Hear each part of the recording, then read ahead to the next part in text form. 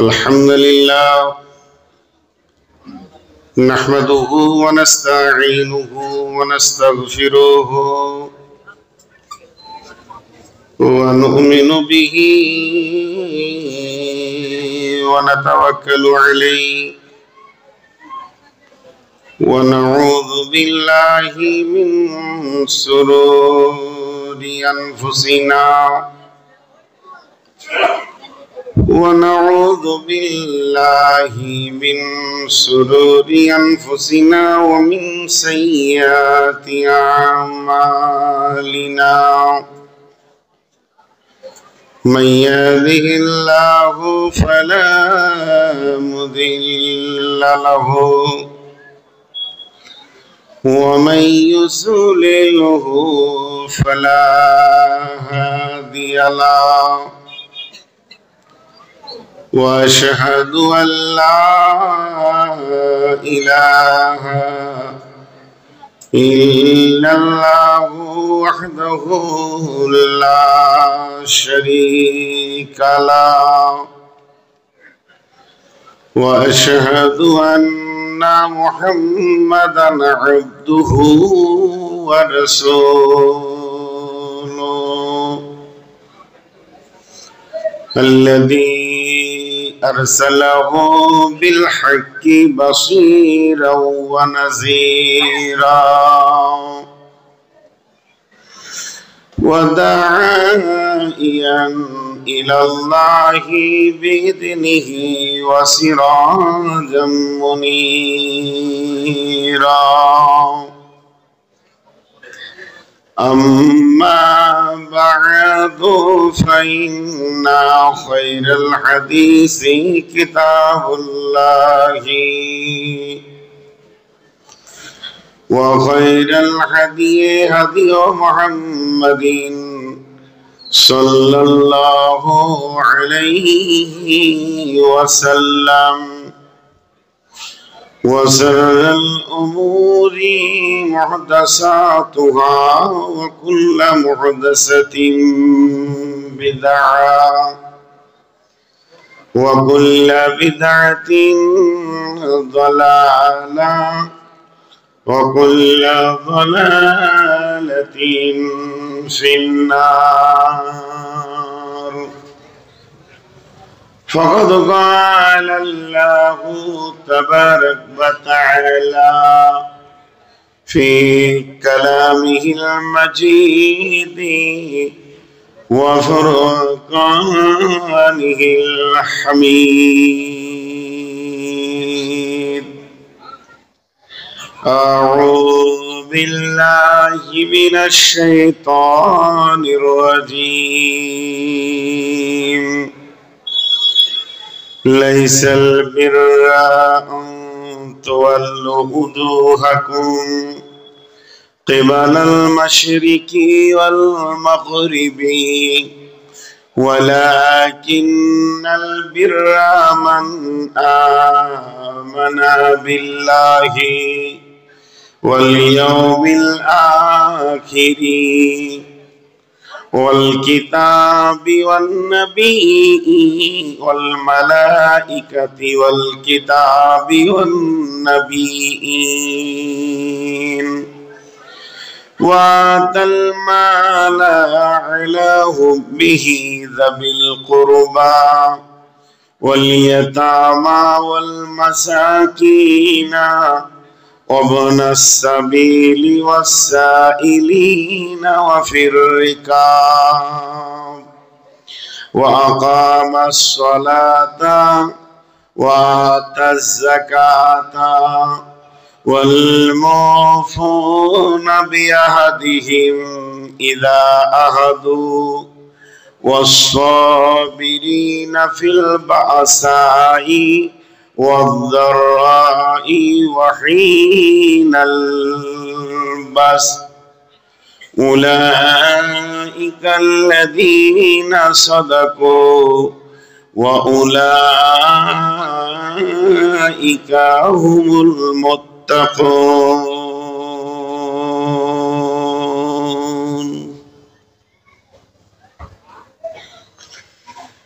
যেদিন তুমি ডাক দেবে মোরে তোমার শীতল কোলে,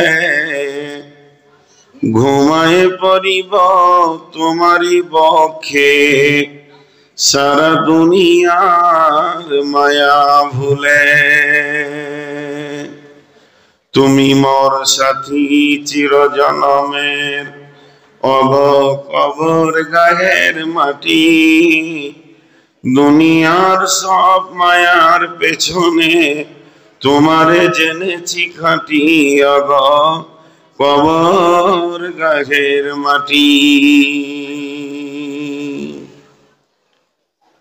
শ্রদ্ধেয় সুযোগ্য আজকের সভার সভাপতি, উপস্থিত আকাশে তারকা সাদৃশ্য আলেম ওলামা বৃন্দ, সামনে আমার দিনদার ইমানদার মমিন ভাই সকল, পর্দা থেকে শুননেওয়ালি মোমেনা মা ও বোনেরা, প্রশংসা গণগান গণকীর্তন স্তব স্তুতি ভালোবাসা তকদির হায়াত মত রুজি সবকিছুর মালিক আল্লাহ, যে মহান মুনিব আজকে আমাদেরকে শত কর্ম ব্যস্ততার ভিতর দিয়েও তার 2 রাত্রি ব্যাপীর সমাপনী দিনে আমাদের সকলকে হাজির করেছেন দিনী কথা শোনা বলার জন্য। এর জন্য আল্লাহর কাছে শুকরিয়া করি আলহামদুলিল্লাহ। দরুদ ও সালাম বর্ষিত হোক আখিরি পয়গম্বর নবী মুহাম্মদুর রাসূলুল্লাহ, নবী মুহাম্মদুর রাসূলুল্লাহ সাল্লাল্লাহু আলাইহি সাল্লামের উপর। আল্লাহুম্মা আমিন, আল্লাহুম্মা সাল্লি আলাইহি, আল্লাহুম্মা বারিক আলাইহি। আমি আপনাদের সামনে সূরা বাকারা থেকে একটা আয়াত তেলাওয়াত করেছি, আর ওইটাকেই সামনে রেখে খুব অল্প সময়ে বেশি বিরক্ত না করে হালকা কিছু বলে সমাপনী দিব। যদি আমার মাবুদ আমাকে তৌফিক দেন তো আমার তৌফিকে ইল্লা বিল্লাহি আলাইহি তাওয়াক্কালতু ওয়া ইলাইহি উনীব। আমি আপনাদের সামনে যে আয়াতটা পড়েছি সূরা বাকারা থেকে, সেই আয়াতটি সামনে রেখে কয়েকটি কথা বলতে চাইছি, যদি আমার আমাদের তৌফিক দেন। আল্লাহ তাবারাক ওয়া তাআলা জান্নাত আমাদের জন্য বানিয়েছেন, জাহান্নামও বানিয়েছেন। এই মানুষের ভিতরেই জান্নাতি, এই মানুষের ভিতরেই জাহান্নামী। তবে কে, কেন, তবে কে আর কেন, এটা আল্লাহ, এটা আল্লাহ রাব্বুল আলামিন ছাড়া পৃথিবীর কোন মাখলুক, কোন ফেরেশতা, কোন নবী কারো জানার বিষয়ও নয়, আর কারো জানার ক্ষমতাও নাই। তবে একটা কথা বলি, যতগুলি মুসলমান, অন্তত মুসলিম, নন মুসলিমের কথা আপাতত আমি বাদ দিয়ে বলছি, তাদের কথাটা বাদই দেন, ইহুদি নাসারা খ্রিস্টান যা আছে পৃথিবীর বুকে নন মুসলিম যারা আছে তাদেরকে বাদ দিয়ে ইসলামের ভিতরে আমরা যতজন আছি 100-তে 100 জনের দাবি আমাদের যে জান্নাত যাব, জাহান্নাম যাব, এই খরিদ্দারটা পাওয়া যাবে না। জাহান্নাম যাব, এই প্যাসেঞ্জারটা পাওয়া যাবে না। জি, গতকালকে কয়েকটি কথা বলেছি বহরমপুরে, তার মধ্যে একটা বিষয় ছিল যে কোরআনে আল্লাহ সূরা তওবার ভিতরে বলেছেন মা লাকুম ইয়া আইয়ুহাল্লাযীনা আমানু মা লাকুম, হে ঈমানদারেরা কি হয়েছে তোমাদের, কি হয়েছে? কত বড় প্রশ্ন আল্লাহ করছেন, কি হয়েছে তোমাদের? এই কথাটা চারটিখানি কথা নয়, মা লাকুম, তোমাদেরকে নামাজে 100% পাওয়া যাচ্ছে না, রোজাতে 100% পাওয়া যাচ্ছে না, যাকাতে 100% পাওয়া যাচ্ছে না, সাদকাতে 100% পাওয়া যাচ্ছে না, জালসাতে 100% পাওয়া যাচ্ছে না, তাবলীগে 100% পাওয়া যাচ্ছে না, মসজিদে 100% পাওয়া যাচ্ছে না, আপনার হজে উমরাতে 100% পাওয়া যাচ্ছে না।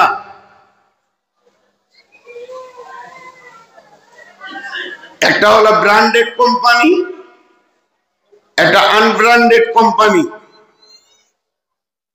আপনি টাটা কোম্পানির যে কোনো মাল কিনবেন, একটা ট্রাক কিনেন আর একটা ছুঁচ কিনেন, লোগোটা লাগানো থাকবে যেটা টাটা কোম্পানির মাল।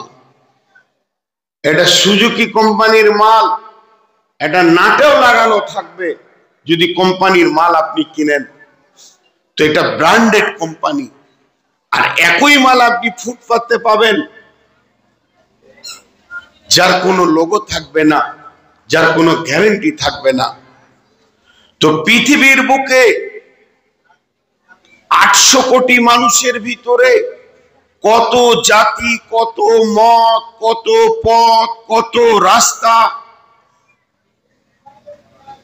কিন্তু কারোর দলিল নেই, কারোর দলিল নেই। দলিল আছে মুসলিমদের।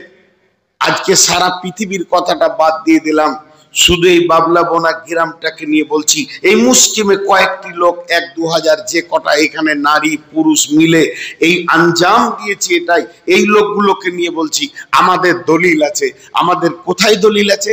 নামাজ পড়বো দলিল আছে, কেমন করে দাঁড়াবো দলিল আছে, হাতটা কোথা থাকবে দলিল আছে, রফা এদানের দলিল আছে, হজের দলিল আছে। এগুলো তো বৃহৎ হলো, ক্ষুদ্রতে চলে আসেন। পেচ্ছাপ কেমন করবে তার ভিতরে দলিল আছে, পায়খানাতে কোন পাটা আগে যাবে তার দলিল আছে, কিভাবে তাহারত হবে তার দলিল আছে।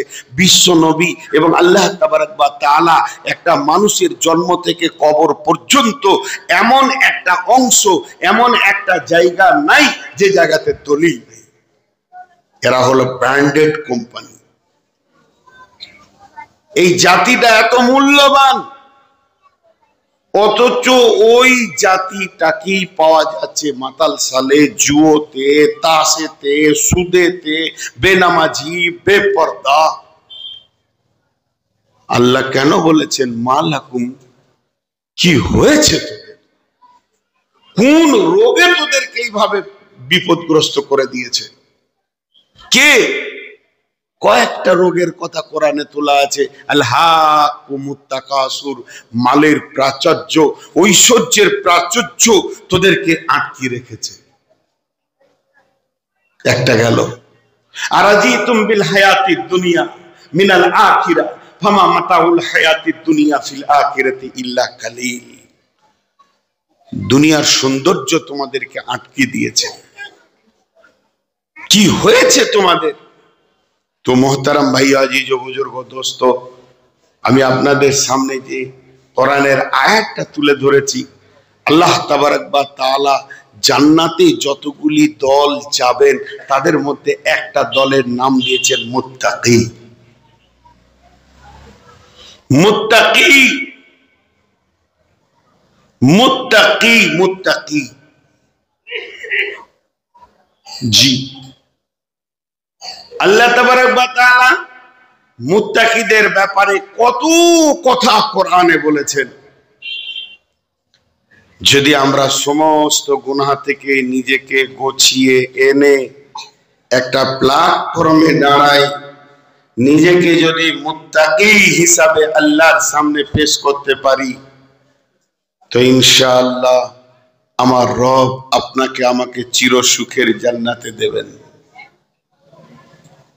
মুত্তাকির মূল্য কত? একটা মুত্তাকির মূল্য কত? একটা ইমানদারের মূল্য কত? এই মূল্যটা মাপার মতো পৃথিবীতে কোনো যন্ত্র আসেনি। বন্ধুরা আমার, সারা পৃথিবীর সমস্ত মুদ্রাস্ফীতি, টাকা পয়সা, আপনার কিনা ring, but, dollar, pound, Real, দেনার যে দেশে যে আছে এক জায়গায় জমা করে দেন, আর সারা পৃথিবীর সমস্ত স্বর্ণ হিরে চুনি পান্না যা আছে এক জায়গায় জমা করে দেন। আর ওইটা জমা করার পর যদি আল্লাহকে দরখাস্ত দেন, মাবুদ তোমাকে এতগুলো সাদকা করে দিলাম, পৃথিবীর সমস্ত জমিন দিয়ে দিলাম, সমস্ত সম্পদ দিয়ে দিলাম, সমস্ত মুস্তাফিদি দিয়ে দিলাম, তুমি পৃথিবীটা যেমন আছে ওই রকম রেখে দাও। আল্লাহ রাখবেন না। আল্লাহ তাবারাক ওয়া তাআলা রাসূল বলেছেন, একটা মুমিনের মূল্য শুনে নাও, একটা মুত্তাকির মূল্য শুনে নাও। বিসমিল্লাহির রহমানির রহিম। লা তাকুমুস সাআতু ফিল আরদি হাত্তা ইকালা আল্লাল্লাহ। অতদিন পৃথিবী ধ্বংস হবে না, অতদিন সূর্য উঠবে ডুববে, অতদিন হাওয়া বইবে, নদী চলবে, ফসল হবে, পৃথিবীর সমস্ত আঞ্জাম নিজাম ঠিক থাকবে, যতদিন পর্যন্ত একটা আল্লাহওয়ালা একজন নিবিড়ে গোপনে বসে বসে চোখের পানিতে তার আল্লাহকে ডাকবে। তাহলে একটা মুমিনের মূল্য কত, একটা মুত্তাকির মূল্য কত? জি, পৃথিবীর কোন ক্যালকুলেটর কাজ করবে না এই মূল্যতে, হিসাব আনতে পারবেন না। শুধু তাই নয়, এই যে কোরআনটা মহাগ্রন্থ আল কোরআন আল্লাহ তাবারাক ওয়া তাআলা দিয়েছেন, কোরআনটা বুঝবে কে?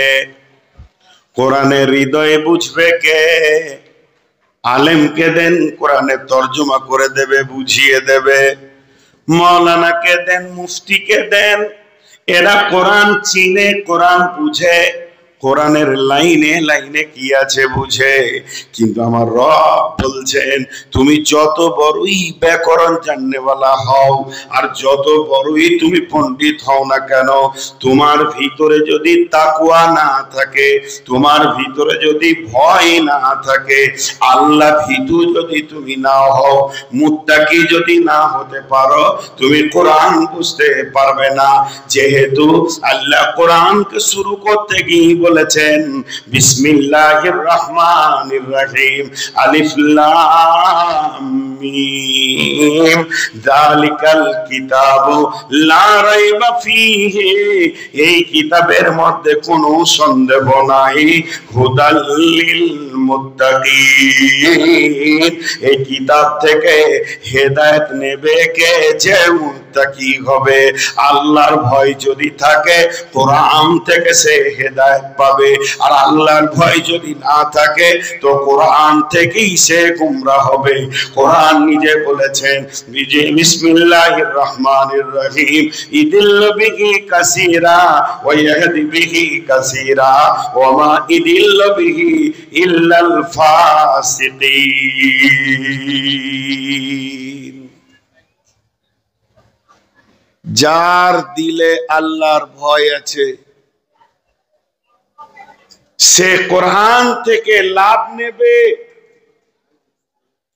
যার দিলে আল্লাহর ভয় নাই সে কোরআন থেকে শুধু লাভ নেবে না, নয় লস নেবে,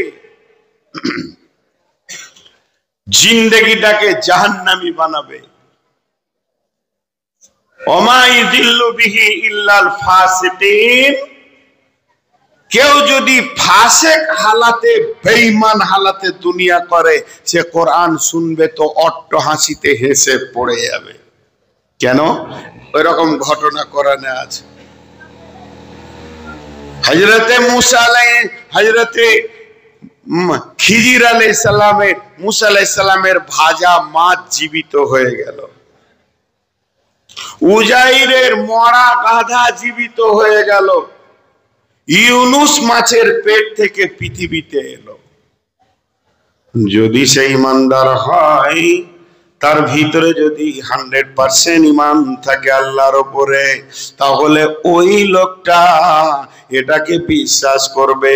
আর যদি সে বেঈমান হয়, এটাই তার হাসির কারণ হয়ে যাবে যে একটা মাছকে আগে আঁশকে তুলে ফেলতে হয়, তারপরে মশলা মাখাতে হয়, তারপরে তাকে কেটে তার পেটের ভিতরে যা মাল আছে বের করে দেয়া হয়, তারপরে সেটা খাবার উপযুক্ত হয়।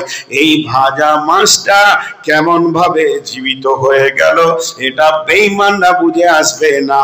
এর জন্য আমার আল্লাহ বলেছেন, যালিকাল কিতাবু লা রাইবা ফীহি হুদাল লিল মুত্তাকিন।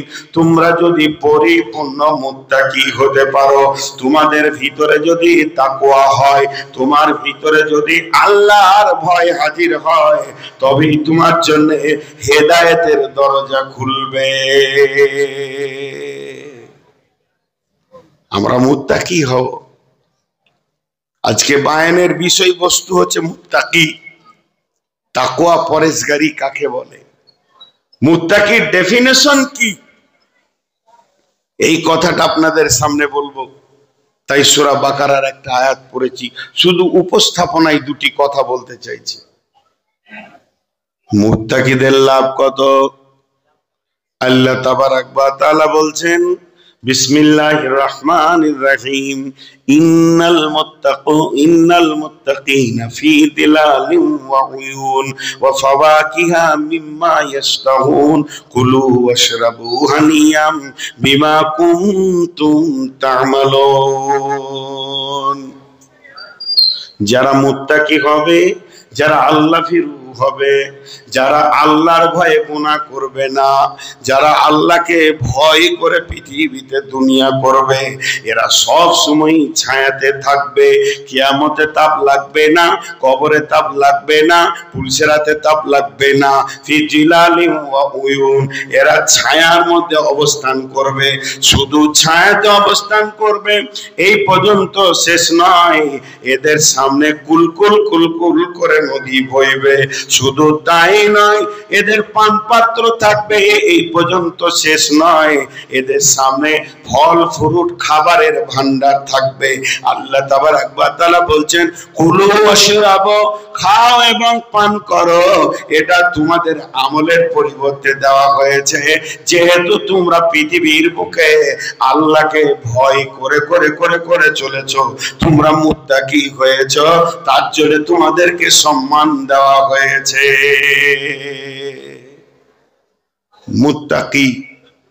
তাহলে একটা বিষয়ের উপরে কথা বলছি, আমাকে আর কটা মিনিট এই উপস্থাপনার উপরে থাকতে দেন। আমাদের দিলে তো আল্লাহর ভয় নাই জি, আল্লাহর ভয় নাই। আমি চাইছি না যে আপনারা হো হো হো করে হাসেন, হাসাতে চাইছি না, কিন্তু কিছু কথা না বললে নয়। একটা জামানা ছিল, ছেলেপিলেরা বাপ চাচাকে ভয় করত, শিক্ষককে ভয় করত, মাদ্রাসার ওস্তাদকে ভয় করত, আলেম উলামা মসজিদের ইমামকে ভয় করত। এখন ভয়টাই নাই, কাউকে তাওয়াক্কা করে না। লম্বা করে সিগারেট ধরিয়েছে, গাল ফুলিয়ে ধোঁয়া ফুস করে ছাড়ছে। এমন সময় ওর বন্ধু বলছে, সিগারেটটা লুকা, মৌলানা সাহেব আসছে, মাদ্রাসার হেড মৌলানা আসছে। তো ওই ধোঁয়া ছাড়তে ছাড়তেই বলছে, আল্লাহকে ভয় করি না, তোকে কেন করব? কত সাহস! কথাটা কি বলছে? অঙ্ক করলো না, অঙ্ক করলো না। আপনারা হাসবেন না, আল্লাহর রাস্তে বলছি। একবার কলমটা বের করে খাতাতে যোগ বিয়োগটা করেন, কি দাঁড়াচ্ছে অঙ্কে। আল্লাহ কি বলছে? বিসমিল্লাহির রহমানির রহিম, মা ইয়ালফিজু মিন কাউলিন ইল্লা লাদাইহি রাকিবুন আতীদ। হে বিশ্ববাসী, তুমি এমন একটা কথা বলছো না, তোমার জবান দিয়ে এমন একটা শব্দ বেরোচ্ছে না যে শব্দটাকে সংরক্ষণ করার জন্য আমার সংরক্ষক রেডি রয়েছে। তুমি ভাবিও না তুমি কথা বলে দিচ্ছ আর কথাটা আসমানে উড়ে চলে গেল। বডিতে যতগুলো অঙ্গ আছে কোন বড় অঙ্গের ব্যাপারে আল্লাহ এই রকম মেনশন করে কথা বলেনি। শুধু পার্টিকুলার একটা অঙ্গের ওপরে আল্লাহ কোরআন নাজিল করেছেন, আয়াত কয়েকটা নাজিল করেছেন।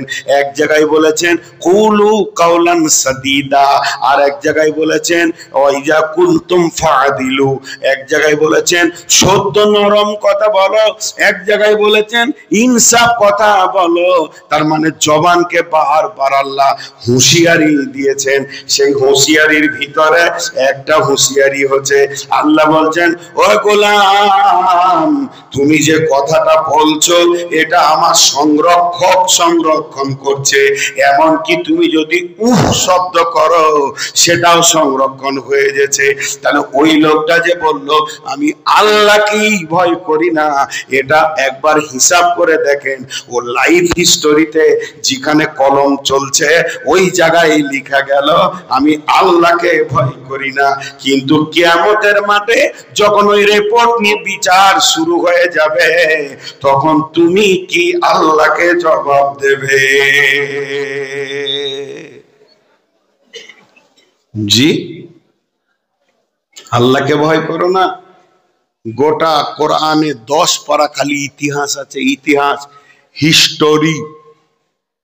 একটু ধৈর্য ধরে শুনেন আপনারা, গোটা কোরআনে 10 পারা হিস্টোরি আছে, হিস্টোরি, ইতিহাস। ইতিহাস দুই রকম, একটা কালো ইতিহাস, একটা সোনালী ইতিহাস। একটা কালো ইতিহাস, একটা সোনালী ইতিহাস। ফিরআউন, নমরুদ, হামান, আপনার কিনা এদের মানে সাদ্দাত, এদের ইতিহাসগুলো কালো ইতিহাস, আর নবীদের ইতিহাসগুলো সোনালী ইতিহাস। তবে জেনে নেন বন্ধুরা আমার, বোঝানোর জন্য একটা উদাহরণ দিচ্ছি।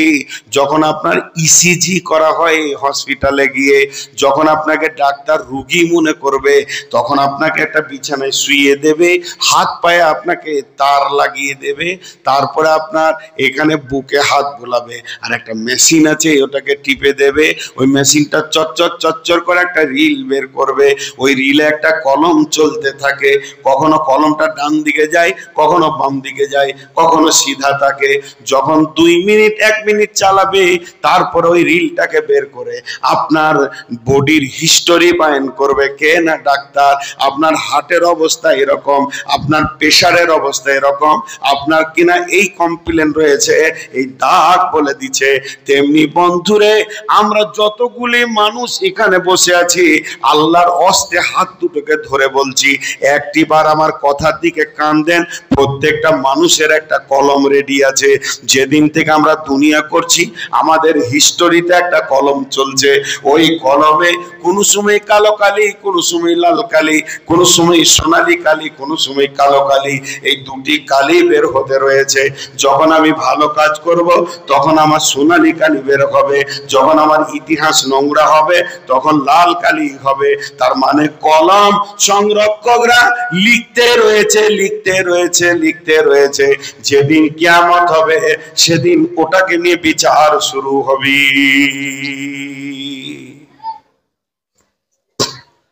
হযরত উমর প্রফেসর ছিলেন, ডাক্তার ছিলেন না, আমার মতো বক্তা ছিলেন। এই দুনিয়াতে একটা মূর্খ বক্তা আছে, এই দুনিয়াতে একটাই খালি, সেটা আমি। লেখাপড়া পেটে কিছু নাই, অথচ আল্লাহ তাবারক ওয়া তাআলা গোটা দুনিয়া ফ্রি করে দিয়েছে। ত্রিপুরা থেকে নিয়ে পশ্চিমবঙ্গ, আসাম, মেঘালয় পর্যন্ত গোটা বাংলাদেশ। কিন্তু আল্লাহকে সাক্ষী রেখে বলছি আমার মতো মূর্খ কেউ নাই। না আরবিতে জ্ঞান, না বাংলাতে জ্ঞান, না উর্দুতে জ্ঞান, না ফার্সিতে জ্ঞান, না লিখতে পারি না পড়তে পারি। শুধু একটু দুটি কথা বলে যাচ্ছি, ধৈর্য ধরে শোনেন। এ হতভাগাকে আল্লাহ কেন মাইক দিয়েছে আমার জীবনে আমি জানি না। তো এই লাইফ হিস্টোরি আপনার আমার চলছে। একটা মানুষের নাম করলাম আপনাদের সামনে। এর প্রথম খবর ছিল সাদা সিধে মানুষ, উট চড়াতে পারতো না হযরত উমর ফারুক রাদিয়াল্লাহু তাআলা আনহু। উট চড়াতে হবে কেমন করে এই জ্ঞানটা ছিল না। খুব রোদ, উট লেগেছে মাঠে, খুব রোদ, তো কোথাও বসবে, ও একটা ছায়া পেয়েছে না, তো উটের পাছাতে বসেছে। আর উট যত লেদেছে তোর মাথায়। তোমার আব্বা জিজ্ঞেস করছে তোর মাথায় লাদ কেন রে? বলে ঠান্ডায় বসেছিলাম, ওই লেগে উঠে লেদে দিয়েছে। মারলে গালে চড়, পাড়াত করে একটা সোজা করে উঠ চড়াতে পারিস না। আমার আল্লাহর কি কারিশমা! ওই লোকটো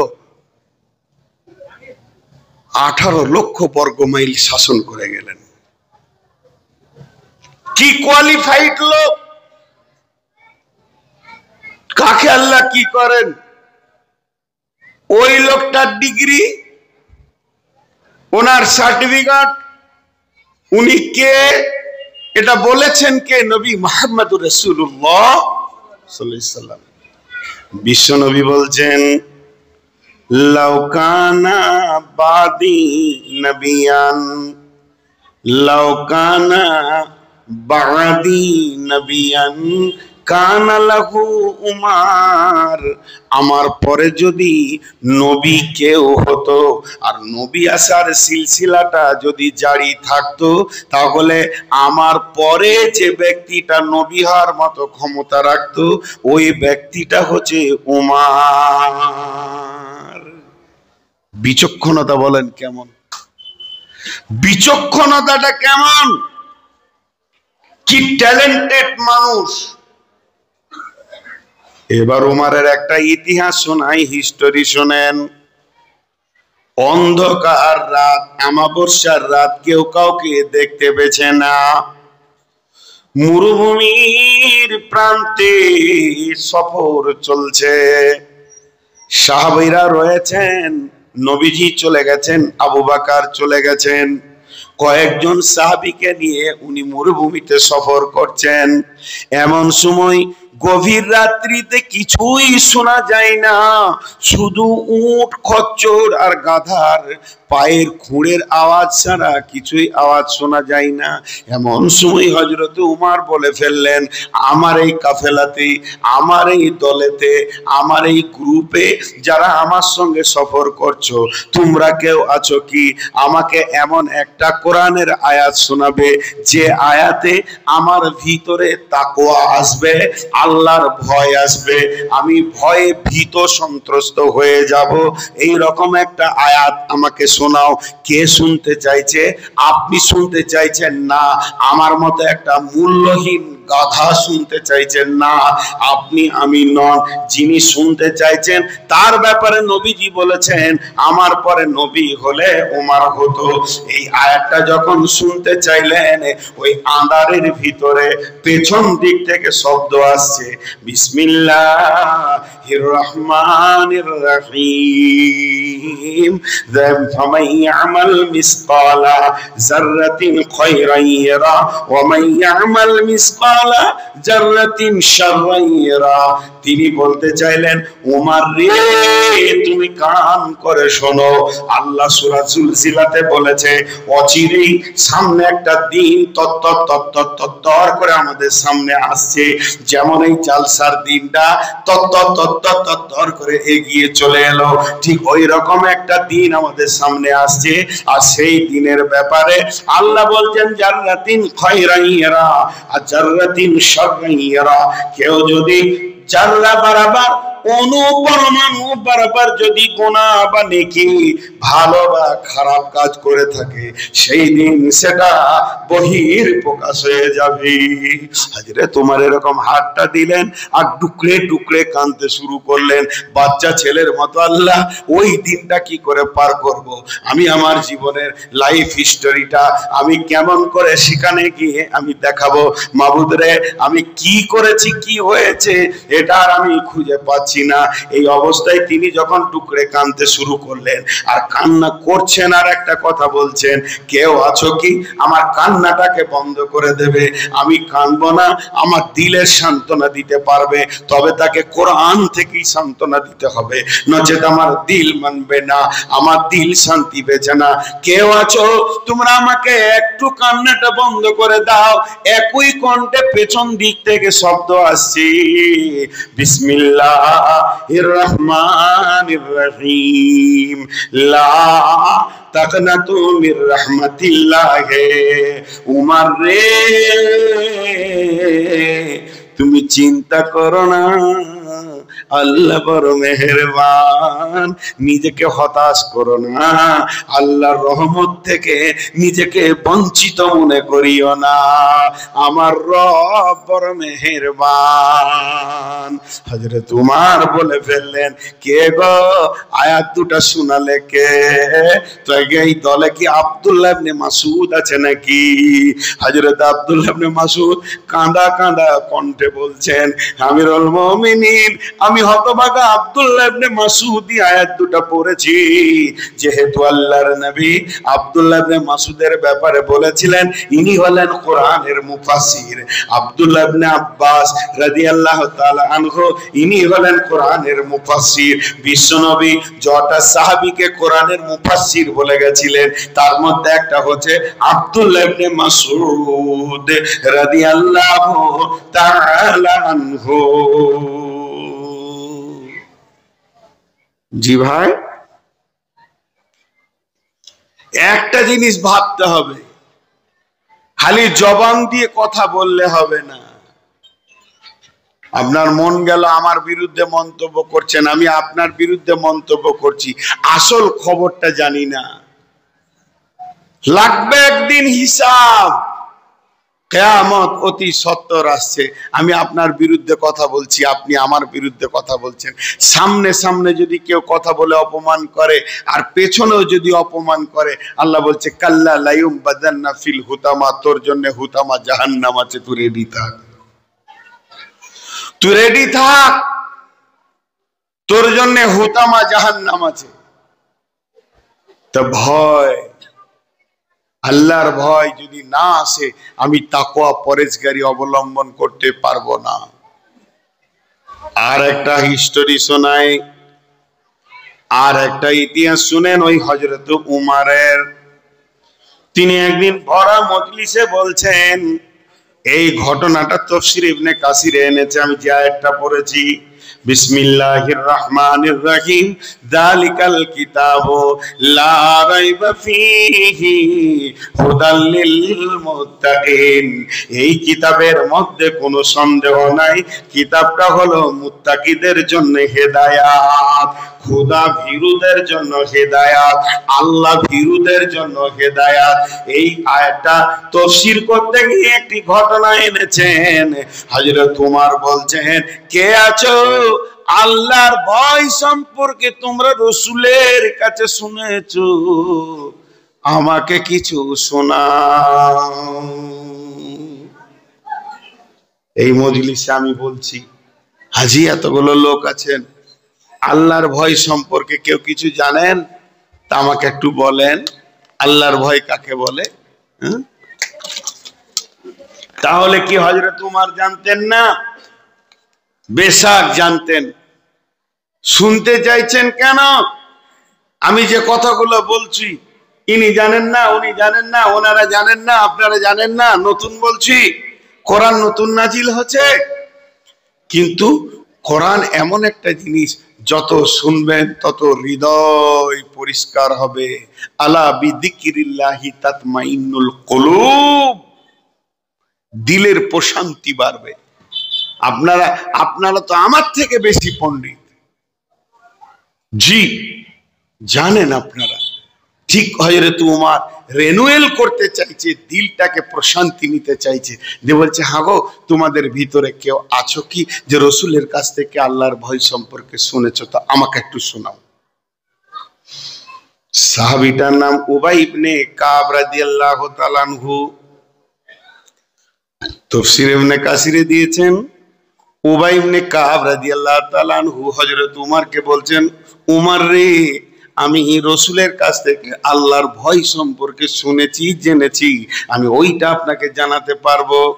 হযরত উমর বললেন, ও উবাই ইবনে কাব, তুমি আগে এসো, আমার কাছে এসো এবং আমাকে বলো। উবাই ইবনে কাবকে যখন কাছে ডাকা হলো, উবাই ইবনে কাব কাছে আসলেন। এবার হযরত উমর বলছেন, তুমি বলো। উবাই ইবনে কাব বলছেন, আমিরুল মুমিনিন, খলিফাতুল মুসলিমিন, আমি একটা প্রশ্ন করব আপনাকে, একটা জিনিস জানতে চাইবো, আপনি আমাকে উত্তরটা দেবেন হ্যাঁ আর না এর উপরই। বলো বলো। আমিরুল মুমিনিন জীবনে আল পথে হেঁটেছেন। আল বুঝেন? আল দুই জমির মাঝে থাকে, ওটা কি বলেন? হ্যাঁ, গোটা দুনিয়াই বলে আল, বাংলাদেশ ওয়ালারাও বলে আল। তো আলে হেঁটেছেন, সংকীর্ণ আল। তো হ্যাঁ, হেঁটেছি। তো শুধু হাঁটা নয়, ডান দিককার জমিওয়ালা কাঁটা দিয়ে দিয়ে বেড়া দিয়েছে, ওর ফসলকে রক্ষা করেছে, সংরক্ষণ করেছে। আর বাম দিককার জমিওয়ালা কাঁটা দিয়ে দিয়ে বেড়া দিয়েছে, ওর ফসলকে সংরক্ষণ করেছে। দুই দিকে কাঁটা আর মধ্যখানে চিকন মিহি সরু হালকা আল। হেঁটেছেন? হায়রে তোমার বলছে হ্যাঁ হেঁটেছি। উবাই ইবনে কাব বলছে, আপনি কেমন করে হেঁটেছিলেন একবার দেখাতে পারবেন? তো হযরত উমর মুখ দিয়ে বলছেন আর হালকা দেখাচ্ছেন। কি বলছেন?